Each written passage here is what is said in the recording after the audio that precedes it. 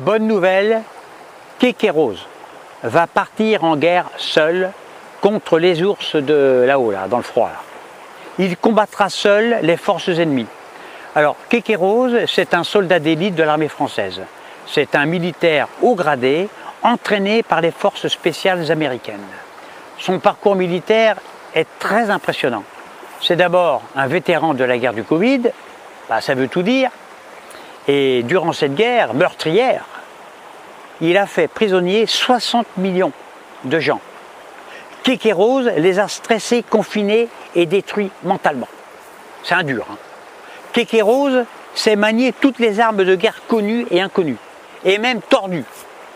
Il maîtrise à la perfection les armes psychologiques, manipulatrices et mensongères. La propagande, ça, c'est son rayon. Il maîtrise à la perfection les armes nucléaires, les armes chimiques, bactériologiques, virales et vaccinales. Alors, je vous donne un exemple pour comprendre.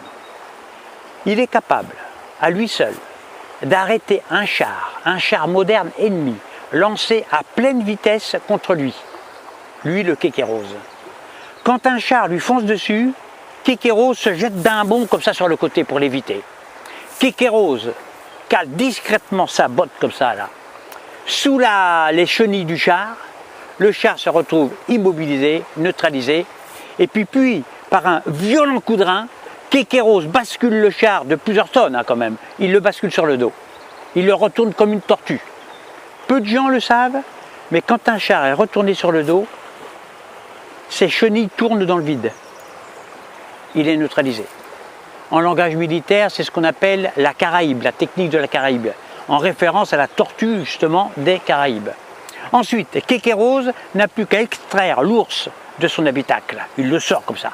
Kékérose le soufflette de 2 baffes de cow-boy, 2 allers-retours, paf, paf, dans sa gueule, dans sa grande gueule à l'ours.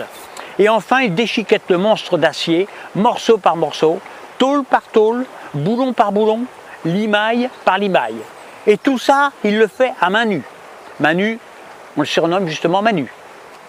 Un char pulvérisé, c'est pas beau à voir, attention. Mais bon, maintenant c'est la guerre. Les ours l'ont cherché. On va quand même pas commencer à plaindre les fouteurs de merde.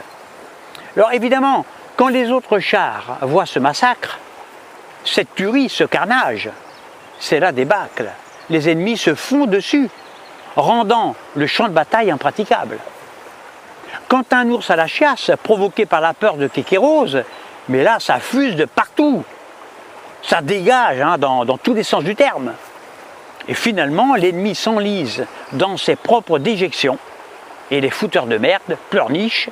Kékérose, lui, il jouit.